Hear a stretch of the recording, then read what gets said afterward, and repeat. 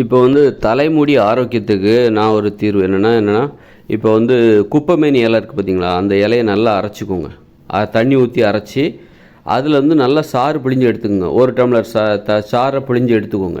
கொஞ்சம் லைட்டாக தண்ணி ஊற்றி அரைச்சி குப்பைமேனி இலையிலேருந்து அந்த சாறை பிழிஞ்சு தனியாக எடுத்துக்கணும். நல்லா வடிகட்டி வெறும் தண்ணியை மட்டும் எடுத்துக்கணும். அதில் வெந்தய பொடி இருக்குது பார்த்தீங்களா, வெந்தய பொடியை ஒரு ஸ்பூன் போட்டு நல்லா கலக்கி ஊற வச்சிடணும். ஊற வச்சுட்டு ஒரு அரை மணி நேரம் கழித்து அது நல்லா பேஸ்ட் மாதிரி ஆகிடும். வெந்தய பொடி, அந்த குப்பைமேனி இலைச்சாறு, இதை ரெண்டையும் நம்ம குப்பைமேனி இலைச்சாற்றில் வெந்தய பொடி நல்லா அரைச்சி பவுடர் மாதிரி அரைச்சி அதை நம்ம தனியாக எப்போவுமே வச்சுருக்கணும், ஒரு டப்பாவில் வச்சுருக்கணும். அதுலேருந்து ஒரு ஸ்பூன் எடுத்து இந்த குப்பைமேனி இலைச்சாறு அதை நல்லா அரைச்சி நம்ம வடிகட்டி எடுத்து வச்சுருக்கோம் ஒரு டம்ளர். அதில் ஒரு ஸ்பூன் வெந்தய பொடியை போட்டு நல்லா மிக்ஸ் பண்ணி கலந்து விட்டுறணும். ஒரு அரை மணி நேரம் கழித்து பார்த்திங்கன்னா நல்லா அந்த வெந்தயம் நல்லா அந்த குப்பைமேனி இலைச்சாற்றில் ஊறி போயிருக்கும். ஊறி போய் பேஸ்ட் மாதிரி ஆகிடும். குப்பைமேனியை வெறுமனே பேஸ்ட் மாதிரி ஆகிடும். அப்போ எடுத்து அதை அந்த பேஸ்ட்டை எடுத்துகிட்டு தலைக்கு நம்ம அப்ளை பண்ணோம். தலைக்கு அப்ளை பண்ணுறதுக்கு முன்னாடி, குளிக்கிறதுக்கு முன்னாடி தான் இதெல்லாம் பண்ணுறோம். தலைக்கு அப்ளை பண்ணுறதுக்கு முன்னாடி தலையில் நல்ல பெண்களாக இருந்தால் நல்ல தேங்காய் எண்ணெய் தடவிக்குங்க, ஆண்களாக இருந்தால் நல்ல நல்லெண்ணெய் தடவிக்குங்க, நிறைய எண்ணெய் தடவிக்குங்க. நல்லெண்ணெய் தடவிட்டு ஒரு அரை மணி நேரம் கழிச்சிட்டு நீங்கள் என்ன பண்ணணும், இந்த வெந்தய பொடி, குப்பைமேனி இலைச்சாற்றில் ஊற வைக்கப்பட்ட வெந்தய பொடி, அது நல்லா பேஸ்ட் மாதிரி இருக்கும். நல்லா ஊறி போய் குப்பைமேனி இலைச்சாரும் அந்த வெந்தய பொடியும் நல்லா ஊறி போய் அதை நீங்கள் தலையில் நல்லா அப்ளை பண்ணுறீங்க. நல்லா எண்ணெய் தேய்ச்சிருக்கீங்க, அந்த தலையில் நல்லா அப்ளை பண்ணுறீங்க. அப்ளை பண்ணிவிட்டு ஒரு 10 நிமிஷம் தான் வச்சுருக்கணும். 10 நிமிஷத்துக்கு மேலே என்றைக்குமே வெந்தய பொடி பேஸ்ட்டை தலைக்கு வைக்காதீங்க. அது குளிர்ச்சினால உங்களுக்கு தலைவலி வந்துடும். அப்புறம் அந்த தலைவலி குணமாகிறதுக்கு 1 நாள் ஆகும், 2 நாள் கூட ஆகும். 2 நாளாவது 1 நாளில் குணமாகிடும். ஆனால் மோசமான தலைவலியாக இருக்கும். இந்த மாதிரி அளவுக்கு அதிகமாக தலை குளிர்ந்து போயிடுச்சுனாக்கா தலைவலி வந்துடும். சூடு அதிகமானாலும் தலைவலி வரும். அளவுக்கு அதிகமாக சூடு மண்டையில் ஏற்பட்டுச்சுனாலும் தலையில் ஏற்பட்டுச்சுனாலும் தலைவலி வரும். அளவுக்கு அதிகமாக குளிர்ச்சி ஏற்பட்டாலும் தலைவலி வரும். அதனால் வெந்தய பொடியெலாம் அந்த பேஸ்ட்டெல்லாம் தலைக்கு அப்ளை பண்ணும்போது நீங்கள் 10 நிமிஷத்துக்கு மேலே தலையில் வச்சுருக்காதீங்க. 10-15 நிமிஷம் தான், அதிகபட்சம் 15 நிமிஷம், அதுக்கு மேலே வச்சுருக்கவே கூடாது. அதனால் 10 நிமிஷம் தலையில் வச்சுருந்துட்டு 15 நிமிஷம் தலையில் வச்சுருந்துட்டு போய் அந்த குப்பைமேனி இலைச்சாறில் ஊற வைக்கப்பட்ட அந்த வெந்தய பொடி அதை ஒரு அரை மணி நேரம் ஊற வச்சு நல்லா அந்த குப்பைமேனி இலைச்சாரும் வெந்தய பொடியும் கலந்து, அது ஒரு புதிய மருத்துவ குணம் அதில் கண்டிப்பாக இருக்கும். அப்போ அது என்னென்னா, இப்போ குப்பைமேனி இலைச்சாறுலாம் தோல் ஆரோக்கியத்துக்கு அவ்வளோ சிறந்தது. இந்த தோல் ஆரோக்கியமாக இருக்கணும்னா அது அவ்வளோ சிறந்தது. அப்போ மண்டை ஓட்டில் அதுவும் ஒரு தோல் தானே, மண்டையில் கபாலத்தை சுற்றி இருக்கிற அதுவும் ஒரு தோல் தான். அப்போ அந்த தோலில் நம்ம என்ன பண்ணுறோம், அந்த தலைமுடியில் நம்ம இந்த குப்பைமேனி இலைச்சாற்றில் ஊற வைக்கப்பட்ட அந்த வெந்தயப்பொடி அதை பேஸ்ட் மாதிரி இருக்கும். அதை நல்லா தடவி நல்ல வேர்க்காலில் படுற மாதிரி ஒரு 10-15 நிமிஷத்துக்கு தடவிட்டு ஏற்கனவே நம்ம தலையில் எண்ணெயும் தடவிருக்கோம், அது மேலேயே நம்ம தடவிட்டு போய் 10-15 நிமிஷம் கழித்து போய் குளிச்சிடணும். அரை மணி நேரம் 1 மணி நேரம் ஊற வைக்காதீங்க, தலைவலி வந்துடும். அதனால் ஒரு 10-15 நிமிஷம் கழிச்சிட்டு தலையை நல்லா அலசிட்டா இந்த தலைமுடி ஆரோக்கியமாக இருக்கும். அந்த தலைப்பகுதி, அந்த தோல்லாம் ஆரோக்கியமாக இருக்கும். முகத்துக்கு கூட அதை தடவலாம், அந்த பேஸ்ட்டை முகத்துக்கு தடவலாம், கைகாலில் தடவலாம். இந்த மாதிரி பண்ணியாச்சுன்னா இந்த முகத்தில் பொடுகு வராது, தலைமுடி கொட்டாது, முதல்ல நல்ல தலைமுடி ஆரோக்கியமாக இருக்கும். இதை ஒரு வழக்கமாக வச்சுக்கலாம். இந்த மாதிரி இயற்கையான முறைகள்லாம் தலைமுடியை ஆரோக்கியமாக வச்சுக்கிறதுக்கு இயற்கையான முறைகள்லாம் இருக்குது. அதை நம்ம கடைபிடிக்கணும். அதில் நிறைய இருக்குது. இந்த மாதிரி வெந்தய பொடியை ஊற வைக்கிற அந்த குப்பைமேனி இலைச்சாறு, அதுக்கு பதிலாக அடுத்து என்ன பண்ணலாம், அது ஒரு நாள். அப்போ இன்னொரு நாள் என்ன பண்ணலான்னா, அந்த கரிசலாங்கண்ணி இருக்குது பாருங்கள், மஞ்சள் கரிசலாங்கண்ணி, வெள்ளை கரிசலாங்கண்ணிலாம் இருக்குல்ல, அதை எடுத்து அரைச்சி அதில் சாறு பிடிந்து அந்த சாட்டில் இந்த வெந்தய பொடி கலக்கலாம். வெந்தயப்பொடி கூட வேறு ஏதாவது தலைமுடிக்கு இன்னும் நன்மை தருகிற ஏதாவது பொடி இருந்தால் அதையும் கலந்து, வெந்தயப்பொடி கலந்து, அது மாதிரி ஒவ்வொரு நாளும் இந்த தலைமுடிக்கு நீங்கள் ஒவ்வொரு நாளும் ஒரு கவனம் செலுத்துகிற ஒரு வாழ்க்கையை வாழ வேண்டும். அதுதான் அப்போ தான் தலைமுடி கொட்டாது. வருமுன் காப்போம். சின்ன வயசுலேருந்தே அதை பண்ணிடணும். அதெல்லாம் பண்ணாமல் விட்டதுனால தான் எனக்கெல்லாம் வழுக்க வந்துருச்சு தலையில். அதெல்லாம் பண்ணலை. எப்போ முடி கொட்ட ஆரம்பிச்சதோ அப்போ தான் எனக்கு பயமே வந்தது.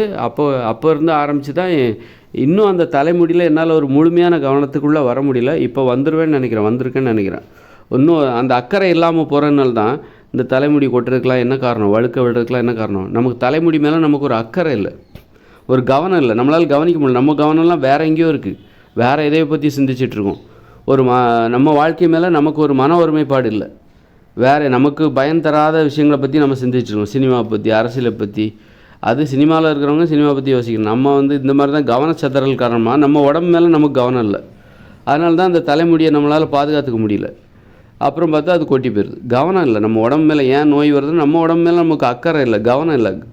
ஒரு அக்கறை கலந்த கவனம் தேவை. சும்மா நம்ம உடம்புக்கு நம்ம எதுவுமே செய்கிறதில்ல. ஏதாவது உடம்பு சரியில்லைன்னா டாக்டர்கிட்ட போயிடுறோம். அப்படி தான் வந்து இந்த உடம்பு நாமளாக எந்த உடம்புக்கு எதுவுமே செய்கிறதில்ல. குளிக்கிறதோடு சரி, சாப்பிட்றதோடு சரி, நோயை ஏற்படுத்துகிற வேலைகளை செய்துக்கிட்டு சும்மா இருந்துடுறது. நம்ம சாப்பிட்ற சாப்பாட்டில் ஒரு கவனம் கிடையாது. இப்படி கவனம் இல்லாமல் போகும்போது தான் அது குறைபாடுகளில் உடலில் வந்து குறைபாடுகளை ஏற்படுத்துது. பல்லு கொட்டி போகுது, முடி விழுந்துருது, முடி வழுக்கையாகிறது, முடி நரைச்சி போகிறது. காரணம் என்னன்னா நம்ம உடம்பு மேலே நமக்கு ஒரு அக்கறை கலந்த கவனம் கிடையாது. ஒரு கண்ணு கருத்துமாக ஒரு குழந்தைய வளர்த்தா அந்த தாய் வந்து கண்ணு கருத்துமாக எப்படி பார்த்துப்போம், அது மாதிரி இந்த உடம்பை பார்த்துக்கணும். இந்த உடம்புங்கிற ஒரு குழந்தை தான். நாம் அந்த குழந்தைய அக்கறையாக கவனமாக பார்த்துக்கணும். அதுக்கு எது சரி எது தப்பு, எதனால் இதெல்லாம் இந்த மாதிரி சொல்கிறாங்களே அதை நம்ம மாற்றி பார்ப்போம் அப்படின்னு அந்த கவனம் நமக்கு வந்து ஒரு இடைவிடாமல் இருந்து விட்டாலே நாம் வந்து என்ன பண்ணுவோம், நமக்கு வந்து இந்த மாதிரி தலைமுடியெல்லாம் உதிராது, வழுக்க விடாது, நரைக்காது. நல்ல முடி எப்போவுமே அழகாக நிறையா இருக்கும். நமக்கு அந்த கவனம் இல்லை. சும்மா வந்து போகிற போக்கில் ஷாம்பை போட்டுக்கிட்டு அப்படியே அலசிக்கிட்டு அழுக்கது அப்படி அதில் என்ன இருக்குது அது கேடுன்னு தெரிஞ்சு கூட நம்ம ஷாம்பு தான் போடுறோம். ஏன்னா அது நம்ம சோம்பேறித்தனம். நம்மளாக ஒரு முயற்சி எடுக்கிறதே கிடையாது. நமக்கு சோம்பேறித்தனம். நம்மளாக ஒரு முயற்சி எடுத்து இந்த மாதிரி குப்பைமேனி இலை சாறை போய் எடுக்கணும், அரைக்கணும், சாறு பிடிக்கணும், வெந்தயப்பொடி அதை போய் அரைச்சிட்டு வரணும், அரைச்சி ஒரு டப்பாவில் போட்டு வச்சுக்கணும், அதுலேருந்து ஒரு ஸ்பூன் எடுத்து கலக்கணும், 1/2 மணி நேரம் காற்று கிடக்கணும். இந்த மாதிரி வேலைகளை செய்வதற்கு சோம்பேறித்தனப்பட்டு இந்த மாதிரி சோம்பேறிகள் இங்கே அதிகமாக இருப்பதால் இந்த ஷாம்பு வியாபாரிகள் அவர்களை பயன்படுத்தி அவர்களை நம்பி ஷாம்புகளை தயாரித்து கொடுக்குறாங்க. அந்த ஷாம்பில் ஏகப்பட்ட கெமிக்கல். அதனால் அந்த நன்மை எதுவும் ஏற்படாது, அழுக்க மட்டும் எடுக்கும், மற்றபடி நிறைய கேடு செய்யும். அந்த வேர்க்கால்கள் ரொம்ப வறண்டு போய்விடும், தலை பரப்பு ரொம்ப வறண்டு போயிடும். அதில் உள்ள கிருமிகள்லாம் ஆனால் அது அப்படி தான் இருக்கும். எவ்வளோ தான் சோப்பு ஷாம்புலாம் போட்டால் கூட கிருமிகள் வந்து விடாப்பிடியாக பிடிச்சிக்கிட்டு இருக்கும். அது அவ்வளோ ஈஸியாக போகாது. அதனால் வந்து கிருமிகளுக்கு ஒரு நல்ல கிருமிகளையும் குளிப்பாட்டி விட்றாங்க. இவங்க ஷாம்பெல்லாம் போடுறாங்கன்னா என்ன பண்ணுறாங்கன்னா இந்த தலைமுடியில் இருக்கிற தலைப்பகுதியில் கபாலத்தில் இருக்கிற கிருமிகள்லாம் இருக்கும்ல அதையும் குளிப்பாட்டி விட்றாங்க. அதுக்கும் ஷாம்பு போட்டு குளிப்பாட்டி விட்டு அதை புத்தம் புதுசாக வச்சுருக்காங்க. அப்படி தான் இது நடக்குது. தவிர இப்போ அதுவே குப்பைமேனி இலை அதில் வந்து நீங்கள் வந்து ஒரு குப்பைமேனி இலை வெந்தயப்பொடியெல்லாம் கலந்து அதில் வேறு ஏதாவது மருத்துவ குணமுடைய ஏதாவது ஒரு பொருளை கூட கலக்கலாமா, வெங்காயத்தை சின்ன வெங்காயத்தை அரைச்சி இந்த 3ஐயும் இது மாதிரி ஒரு நாள் பண்ணி பார்க்கலாம். தயிர்லாம் வேண்டாம், அந்த மாதிரி சின்ன வெங்காயம் இப்படி ஏதாவது ஒரு முயற்சி, கரிசலாங்கண்ணி ஒரு நாளைக்கு கரிசலாங்கண்ணி இந்த மாதிரி கலந்து நம்ம தலைமுடி ஆரோக்கியத்தை பாதுகாக்கணும். அது மாதிரி தோல் ஆரோக்கியத்தை, உடலில் உள்ள தோல் ஆரோக்கியத்தையும் நம்ம ஏதாவது ஒரு முயற்சி பண்ணிகிட்டே இருக்கணும். ஒரு கவனம் நம்ம உடம்பை கவனிக்கிறது தான் நம்முடைய வேலையாக, நம்முடைய வாழ்க்கை முறையாகவே இருக்கணும். அப்படி கவனிச்சிட்டாலே போதும், அந்த உடம்பு பாதுகாப்பாக இருக்கும். ஆனால் நமக்கு அந்த அக்கறை இல்லை, அந்த கவனம் இல்லை. அதில் தான் இந்த நோய்கள்லாம் உள்ளே போகுது. வெயிட்டை திறந்து போட்டு வேறு எங்கேயோ போயிட்டோம். நம்ம உடம்புங்கிற வீட்டை திறந்து போட்டு நம்ம வேறு எங்கேயோ வேடிக்கை பார்க்க போயிட்டோம். அப்போ தான் இந்த நோய்கள்லாம் உள்ளே வந்து பூந்துக்குது, உள்ளே வந்து குடியிருந்துக்குது. அது அவங்களுக்கு கலப்ப முடியல. திரும்பி வந்து பார்த்தா என்னடா இப்படி ஒரு நோயெல்லாம், இவ்வளோ நோய்கள் வந்து வீட்டை திறந்து போட்டால் தப்பாக போச்சு, மறந்து போய் பார்த்தா உள்ள நோய்கள்லாம் வந்து குடியேறிச்சு. இவங்கள வெளியே போச்சுனாலும் போக மாட்டேங்கிறாங்க, கிளம்புங்கன்னா கிளப்ப முடியல. அதுக்கு தான் மருத்துவர்கிட்ட போகிறாங்க. இந்த பாருங்கள், நான் வீட்டை திறந்து போட்டேன், என் உடம்புங்கிற வீட்டை திறந்து போட்டு நான் வெளியில் வேடிக்கை பார்க்க போயிட்டேன். அந்த நேரத்தில் இவங்க வந்து உள்ளே வந்துட்டாங்க, இவங்கள வெளியே அனுப்ப முடியல, என்ன பண்ணலாம்? அதுக்கு உடனே அவர் சொல்கிறார், இந்த மருந்தை காலையில் ஒரு வாட்டி, மத்தியானம் ஒரு வாட்டி, சாயந்தரம் ஒரு வாட்டி சாப்பிடுங்க. இந்த வீட்டில் குடியிருக்கிறவங்க ஓடிடுவாங்க.